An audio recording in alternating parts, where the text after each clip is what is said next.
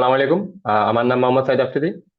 আজকের ভিডিওতে আমরা বাংলাদেশের ইতিহাসে ঘটে যাওয়া সব থেকে স্মরণীয় যে দিন অর্থাৎ 1971 সালের 16 ডিসেম্বরের কিছু বিতর্কিত বিষয় নিয়ে আলোচনা করব। তো সবার আগে বিতর্কিত বিষয়ের মধ্যে আমাদের রয়েছে পাকিস্তানি বাহিনী কেন ভারতের কাছে আত্মসমর্পণ করেছিল, বাংলাদেশের কাছে নয় কেন। এটা হচ্ছে প্রথম। আর দ্বিতীয় হচ্ছে আমাদের আত্মসমর্পণ অনুষ্ঠানে কেন আমাদের তৎকালীন জেনারেল আতাউল গনি ওসমানী অনুপস্থিত ছিলেন, অর্থাৎ তিনি উপস্থিত ছিলেন না। এটা নিয়ে আমরা আলোচনা করব। তো শুরুতে যদি আমরা ভারতের কাছে আত্মসমর্পণের কাছে আসি, বাংলাদেশের কাছে কেন আত্মসমর্পণ করে নাই, তো তার জন্য আমাদের সেই 1971 সালের বিষয়টির যে আত্মসমর্পণ দলের স্বাক্ষরের সময় ঘটনার কাছে যেতে হবে, ঠিক আছে। তো আমরা জানি যে 1971 সালের 16 ডিসেম্বরে আমাদের রেসকোর্স ময়দানে তখন 4টা 31 মিনিটে পাকিস্তানি হানাদার বাহিনীর 93,000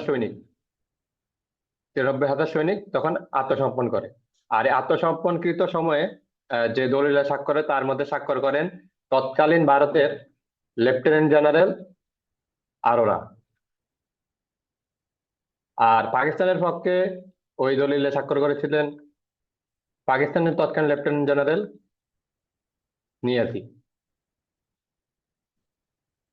এখন এখন মেন কথাটা হচ্ছে এখানে ভারতের এবং পাকিস্তানের দুইজন কেন আত্মসমর্পণ দলিলে স্বাক্ষর করেছিল, বাংলাদেশের কেউ কেন করেনি।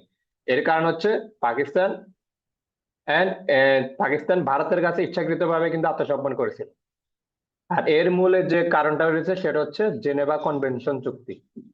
জেনেভা কনভেনশন চুক্তি। তো এখন জেনেভা কনভেনশন চুক্তির কারণে কেন ভারতের কাছে আত্মসমর্পণ করেছিল, তাহলে জেনেভা কনভেনশন চুক্তিতে ছিলটা কি সেটা সম্পর্কে আমাদের জানতে হবে। এই জেনেভা কনভেনশন চুক্তিতে যেহেতু বাংলাদেশ তৎকালীন স্বাধীনতার জন্য তারা যুদ্ধ করতেছে, নতুন পরিচয় বাংলাদেশের নতুন রাষ্ট্রের জন্য তারা যুদ্ধ করতেছিল পশ্চিম পাকিস্তানের সাথে, তখন তারা কিন্তু জেনেভা কনভেনশন চুক্তিতে স্বাক্ষর করা দেশ ছিল না।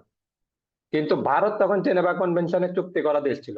তাহলে আমাদের শুরুতে এই জিনিসটা মাথায় রাখতে হবে, বাংলাদেশ কিন্তু তখন এই জেনেভা কনভেনশন চুক্তি করা দেশ ছিল না, কিন্তু ভারত কিন্তু জেনেভা কনভেনশনে স্বাক্ষর করা দেশ ছিল। তো তাহলে জেনেভা কনভেনশন কি ছিল যার কারণে ভারতের কাছে পাক হানাদার বাহিনী আত্মসমর্পণ করেছিল, সেটা সম্পর্কে আমাদের সেটা ছিল সেটা সম্পর্কে আমরা জানবো। এই জেনেভা কনভেনশনে আমরা জানি টোটাল 4টা চুক্তি এবং তিনটা আমাদের প্রোটোকল রয়েছে। তো এই 4টা চুক্তির তৃতীয় যে চুক্তি সেটা 1929 সালে অনুমোদিত হয়েছিল।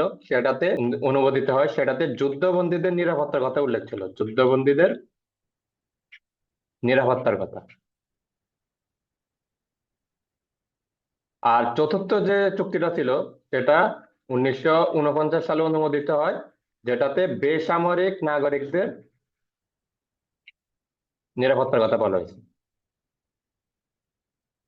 তো এই যে দুইটা চুক্তি, এই যে দুইটা চুক্তি আছে তৃতীয় এবং চতুর্থ, তার মধ্যে যুদ্ধবন্দীদের নিরাপত্তা হচ্ছে 3 নম্বরটাতে। এখন যেহেতু বাংলাদেশ জেনেভা চুক্তি তখন স্বাক্ষর করা দেশ ছিল না, তখন বাংলাদেশ চাইলে অবশ্যই যুদ্ধবন্দীদের নিরাপত্তা দেওয়া এবং বেসামরিক নাগরিক অর্থাৎ পশ্চিম পাকিস্তানের বেসামরিক নাগরিকদের, যারা কি পুরো পাকিস্তানে আটকে পড়েছিল তাদেরকে নিরাপত্তা দিতে কিন্তু বাংলাদেশ বাধ্য নয়।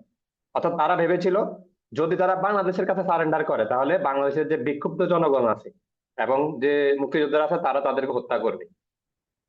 কারণ বাংলাদেশ জেনেভা কনভেনশন চুক্তিতে স্বাক্ষর করেনি, তাহলে অবশ্যই তারা এই তৃতীয় চতুর্থ নাম্বার যে আন্তর্জাতিকভাবে স্বীকৃত যে প্রস্তাবনাগুলো ছিল এগুলো মানতে কিন্তু তারা বাধ্য না। কিন্তু ভারত কিন্তু জেনেভা চুক্তিতে কিন্তু বা জেনেভা কনভেনশনে কিন্তু তারা স্বাক্ষর করেছিল। এই কারণে পাকিস্তানি হানাদার বাহিনী 93,000 সৈন্য সহ ভারতের কাছে রেসকোর্স ময়দানে 16 ডিসেম্বর আত্মসমর্পণ করেছিল। আর বাংলাদেশের পক্ষ থেকে সেখানে উপস্থিত ছিল ক্যাপ্টেন একে খন্দকার।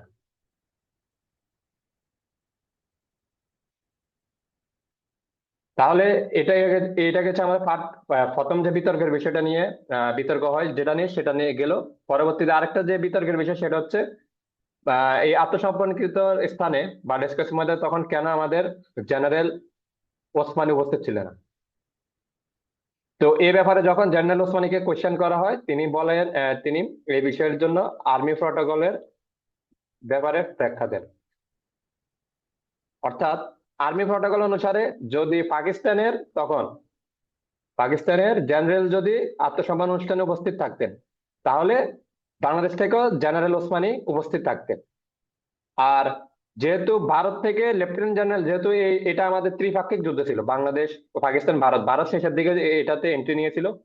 তো যেহেতু সেখানে তৎকালীন ভারতের জেনারেল মানিক শ উপস্থিত ছিল না,